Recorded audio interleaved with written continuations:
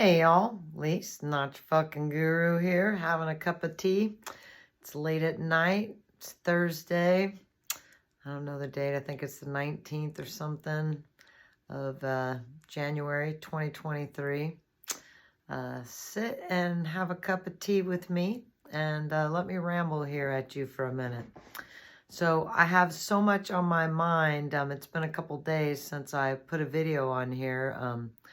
I start to get so much on my mind, it's hard for me to pin down exactly what angle and what topic and how to break it all down. And I'd like to thank all my new subscribers. So I'm a small channel, as you can see from my numbers, looking at the description and my little information or whatever. And I think that the universe has a plan for me with that. Let me take a sip here. You know, at first, I was, you know, at the year mark, and then recently wondering if I'm doing something wrong, why my channel isn't growing more, why I can't get more subscribers. Is it the name of my channel? Is it the algorithm hating on me? Is it just luck of the draw? Or am I being, is my content no good? Or am I being protected and everything is as it should be? Well, we ask ourselves, you know, at times when we're doing something that we love, you're supposed to ask yourself, are you proud of what you're doing? And if you saw someone else doing what you're doing and they had, you know, the same product, in this case, a YouTube channel, would I watch and would I be proud of what I'm doing? And the answer is yes. So I've stopped worrying about how many subscribers I have, if my content is any good, and I just try to keep it real. I don't have a polished look. I'm not the type of chick, obviously, that ever wears makeup. Sometimes I'm wearing weird stuff, like I always, when I'm cold and need to snuggle at night, I've had this shawl thing since I was 16 years old. So I'm not wearing a shawl because I'm an old lady, y'all. It's because I just like it and it's soft and it's a little chilly tonight and I had a long day at work. So I digress. I want to kind of ramble here for a minute with y'all. Not even sure what to title this or how I'm going to nail this all down. So let me just chat at you. So at first, the topic of my video was going to be on trash, honestly.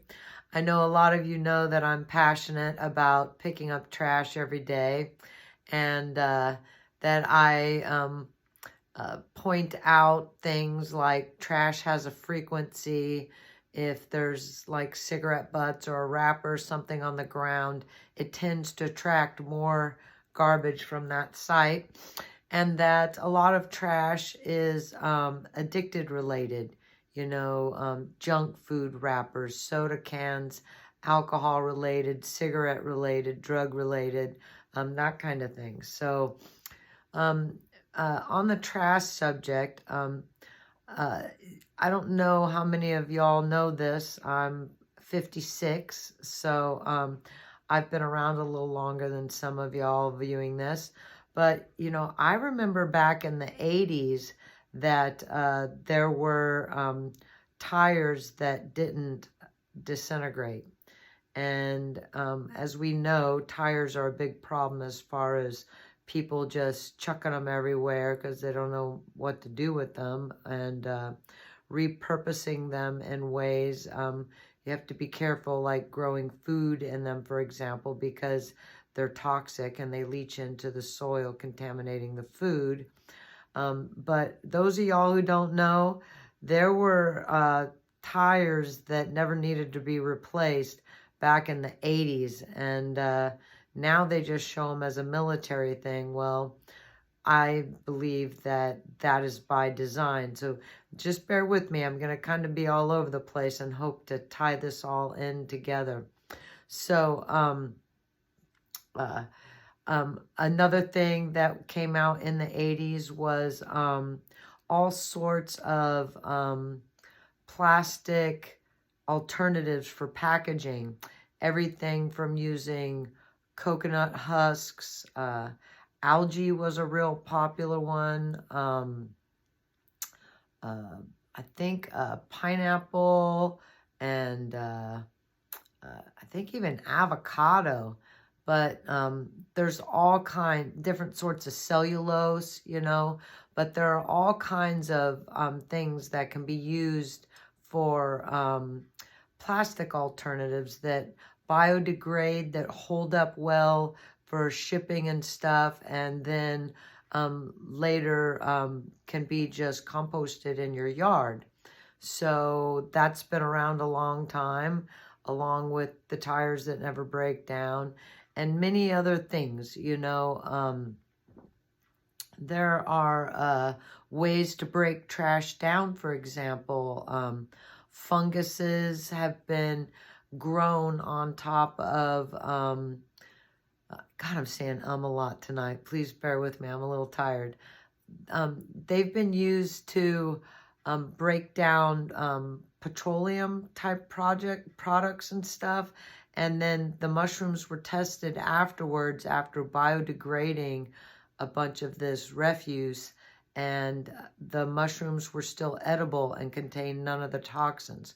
There are worms that can break down a lot of plastics with no harm to the worms or whatever. They dig that stuff. There are critters that break down radiation.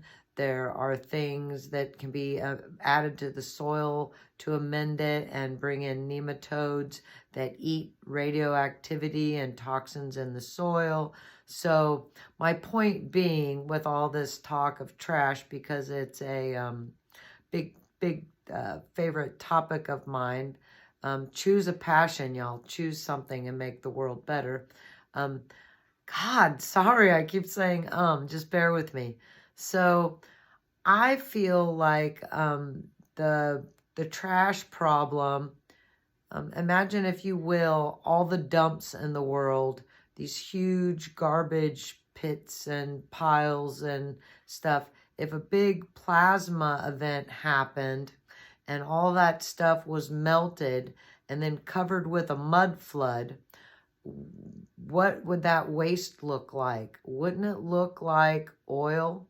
Wouldn't it look like what we're told melted, composted dinosaurs is where we get our oil from? Wouldn't all this stuff turn into a black goo if pressure and heat and mud covered it all up and then later was dug up? So I've been thinking about that topic of garbage. Oops, sorry, I kicked the stand there.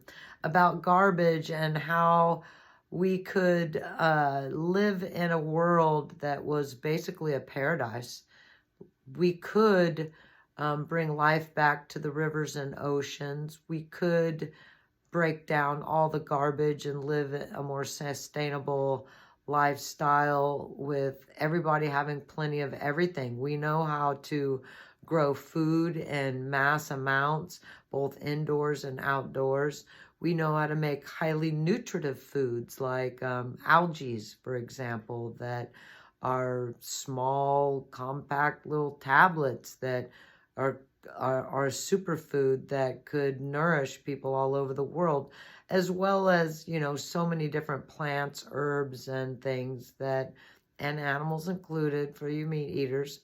So then we have topics like racism and religion and war and all these things, all these topics that apply a great deal of pressure to each of us to try to break down all these huge things that are fucking the world up, and each of us trying to solve it and deal with it in our own ways. Well, we're being inundated now at such a high rate with being connected to the internet and stuff that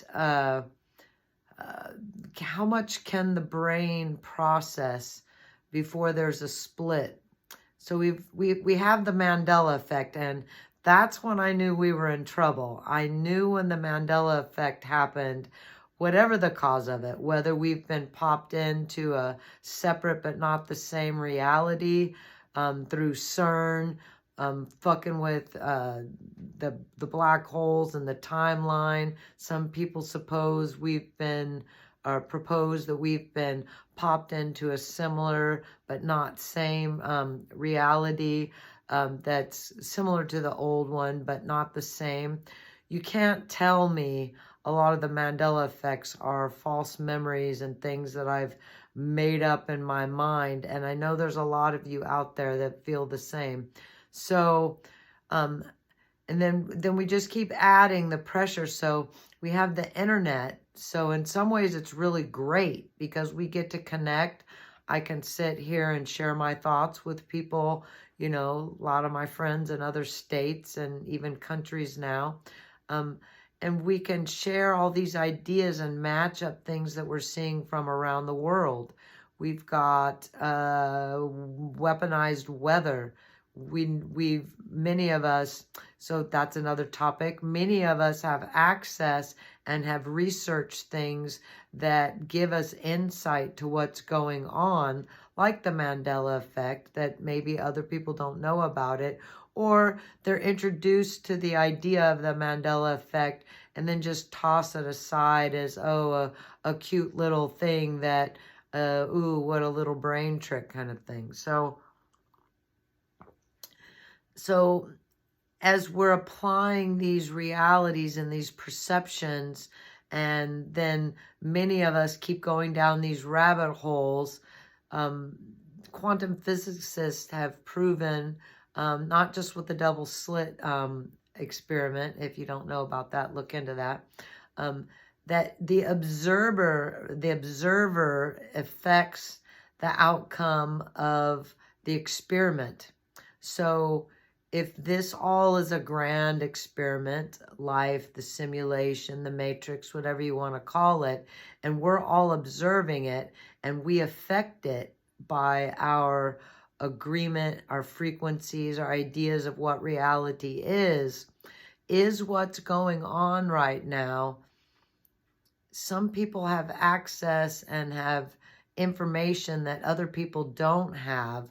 So all these different observers, all these different antennas, because we're antennas, are we affecting reality, which I believe we are? And then when we add it to such a huge extent of people all over the world with different projections onto the simulation of what they believe reality is, are we now at a point where something's got to give? And is that by design? Do we get pushed and pushed and pushed so hard to the point that the realities have to split? Because, you know, like the Bible says, people will ascend, and some people think that people will just disappear or whatever. We know through, some of us know, I should say, that, for example, the night vision goggles used for the military, they see in a green light, right? When they look through those, it's nighttime, they see things in greens. But the information is out there that when they used it originally, they used red. And when the soldiers saw through the red spectrums, they could see at night, but they could also see demons. And so we know our vision's not so great. We only see so many spectrums of colors. So these demons supposedly live right here amongst us. We just can't see them. And then sometimes there's glitches to where there's bleed through and people feel like the simulation is changing, the earth, whatever you want to call it, and the pressure is changing, and we're being like pressurized, and that's why there used to be giants, and we're really small compared to the giants that were ginormous. I'm not talking about a 9 or 10 foot type giant or even a 20-foot giant. I'm talking huge, like those of us who've gone down the rabbit hole of where mountains are giants. They're people, that there are giant animals that have been preserved and stuff. I know I'm all over here, y'all. Just sit with me. That's why I've had such a hard time coming up with this video of nailing down exactly what I want to say about all this. Is it like a giant gaslighting that the reality is so pressurized now and so much pressure is squeezing before the big pop and the reset that affects all of our different agreements about what reality is and why there's Mandela effects and why some of us see reality in a different way than maybe a young person that was, you know, born playing with computer screens and don't care about the Mandela effect.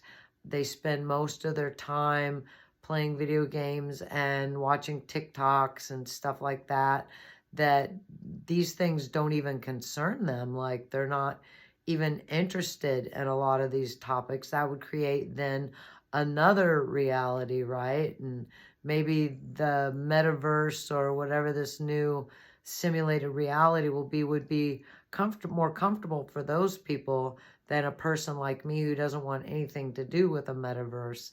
I barely can run a computer, and as y'all see with my videos, I keep it raw and real or whatever, and that's just the way I like it. And so I was thinking, I was having this discussion with somebody about, they had commented that mankind, nothing is deserved. What were the words I used? Nobody deserves anything. Nobody just gets that, insinuating that you have to work and struggle and scrape to get just the basic necessities, and that nobody deserves to have. And I propose that that's not true, that the natural state of things in nature is symbiotic, and that the natural state of this simulation is us as well, living in symbiosis with our simulation. For example, old paintings and things that show everything from, you know, aliens in the sky or spaceships, whatever you want to call them, UFOs, or the resets before the mud floods, where it shows pictures of all the different types of people, from little tiny people to giants, and they're walking in circles through the archways. Some of them are twisted archways. If you haven't deep dived into some of those pictures, and the airships where the whole planet was had free energy. If you haven't, any of these topics I bring up, they're so vast, I can't possibly in a video or even several videos fill you in on all of it. But the information's out there by people much more competent at that than I am. I don't know quite my piece to the puzzle. I just am muddling through it like the rest of you, and trying to find my place in it all, and divulge my piece of the puzzle. So in these old paintings, before a certain period, there was no people eating food, for example. That period of art came later, you know, like the picture of Jesus at the table, and kings feasting and all that kind of stuff. But there was a time where the art didn't show people eating anything. Some people propose that we didn't used to need to eat, that we survived off the ether just like how we had free power from the ether, that the airships and all the boats on the oceans with the antennas, and how the airships would come and land on the stupas and the steeples and tall buildings to recharge or whatever, that that the people were recharged as well, and we didn't need to eat, and that would affect our consciousness, because parasites control so much about what we are, our temperature, what we think, what we feel, what we crave to eat, and then those foods that we crave to eat breed more parasites, cause addictions, change our hormones, change our frequencies, and create a completely separate reality compared to a diet with different things in it, including people who fast, or so the breatharians and monks that supposedly have gone long periods of time without eating.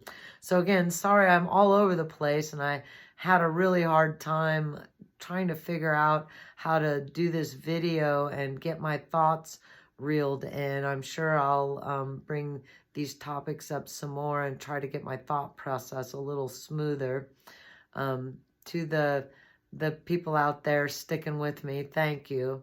But my thought process goes like this, that with all these different topics and people who've gone down different rabbit holes, whether those rabbit holes are real or not, they still affect the frequency and the simulation as a whole of what we agree reality is and or was, and there is only the now. So time is a constraint. It's a thing we made up. It's not real. We create time, like when you are really enjoying something, how sometimes time seems to just fly by, or you're really enjoying something even more and time seems to stand still, or I don't know, like how y'all feel, but most days I don't have enough time to get everything done in that day that I need to get done.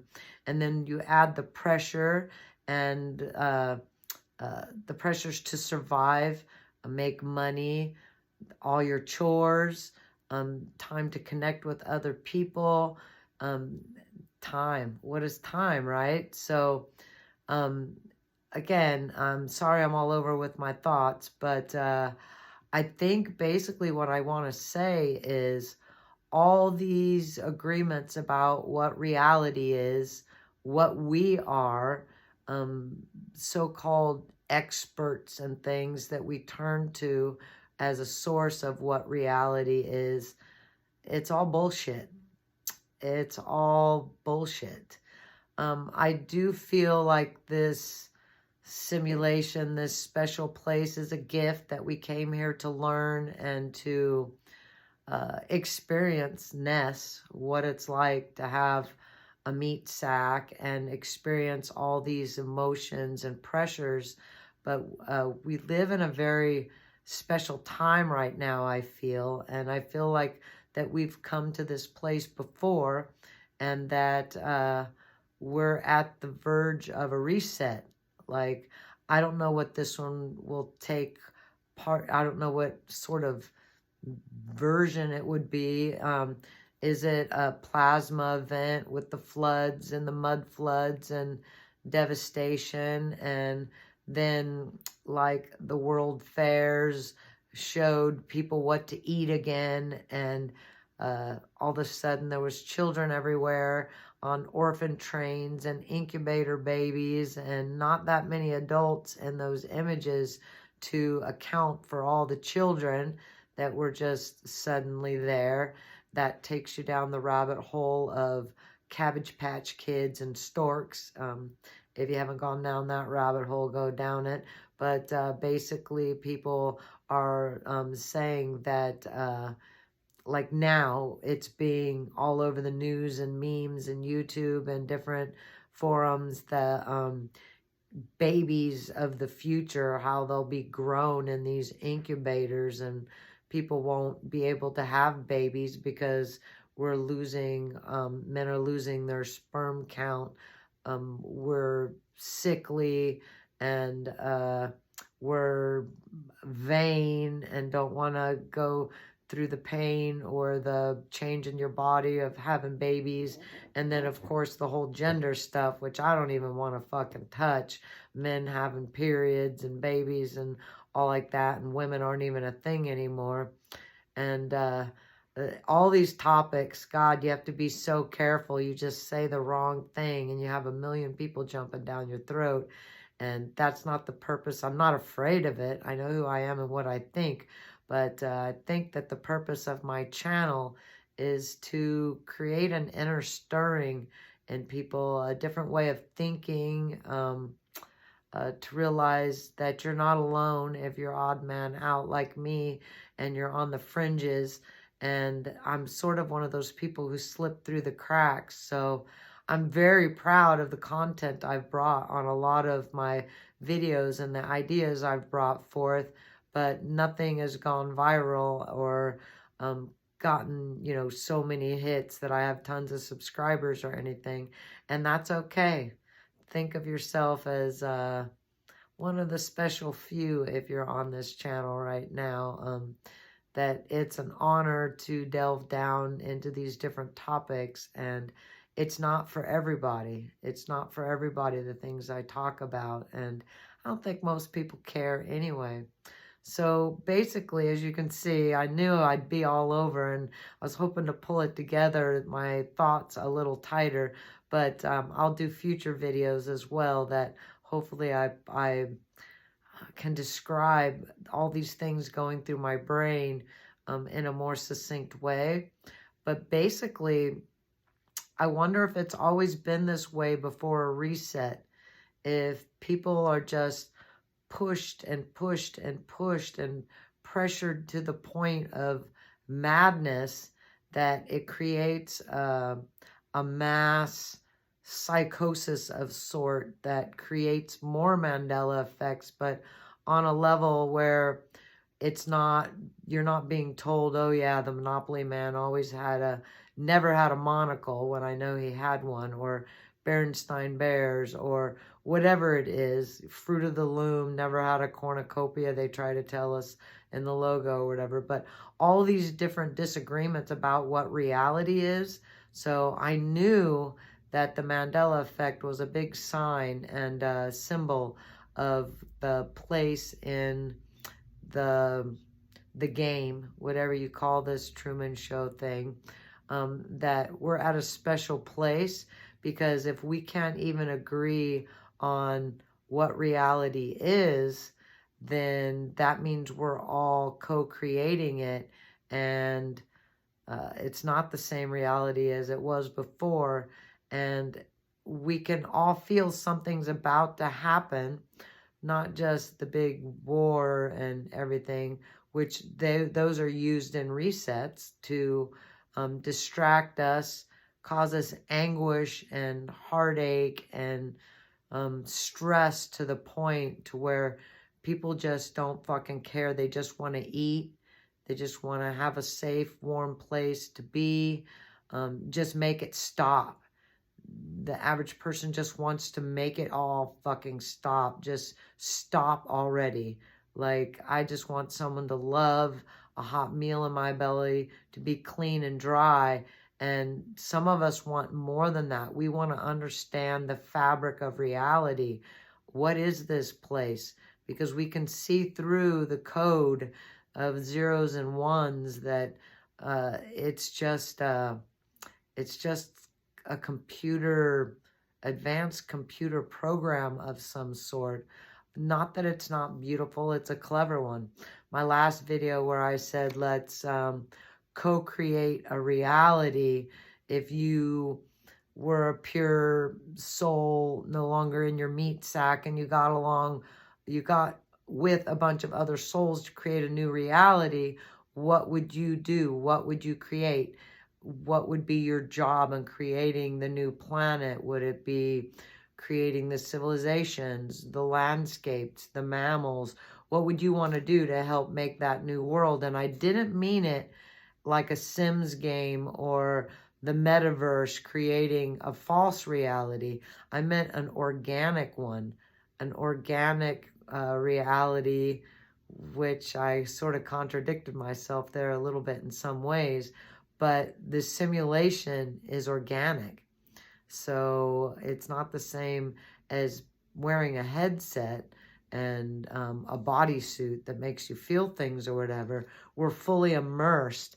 So it's real close to that, isn't it? Being in a meat suit and knowing you're going to die and you only have so much time here, and all these pressures put on us to become apathetic, not to co-create, not to speak our mind, not to speak up about the evils of the world, to not be weird for fear of being judged and isolated. All these things, you know, are creating this moment that we're all going through right now. And I think that something big is going to happen, and I'm honored to be here. So comment, if you will, on any of these ideas. And obviously like, subscribe, share, blibbity blab if you know somebody of like mind that and spirit that excuse me, would be interested in any of this content.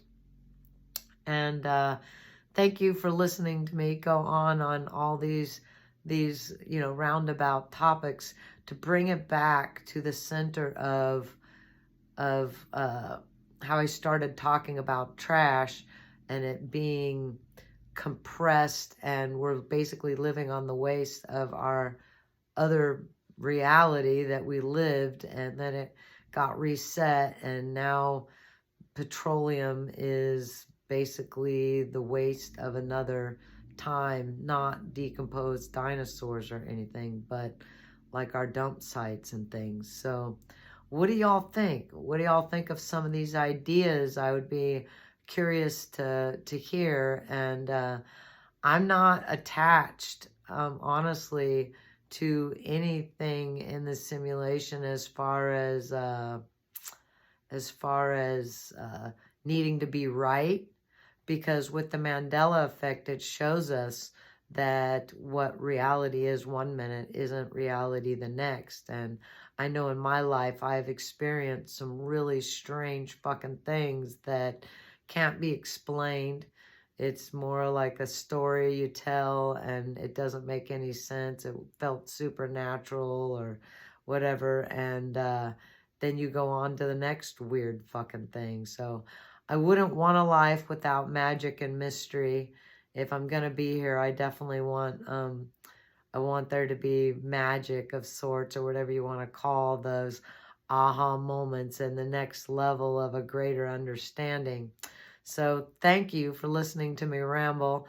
It's late. I'm tired. I know I'm all over the place, and I hope that I can bring some future videos that sort of tie this idea I've got rolling around in my head that I'm having a hard time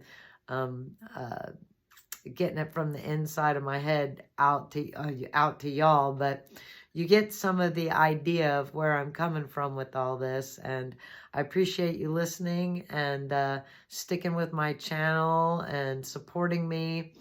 Some of y'all are really sweet. You comment and encourage me, and I love you. I love being here. I'm honored to be a part of this grand experiment, and happy to share it with y'all. So shine on. This is Lise, not your fucking guru. And I hope you got some good brain food out of this. And yeah, thank you very much. Shine on. One love.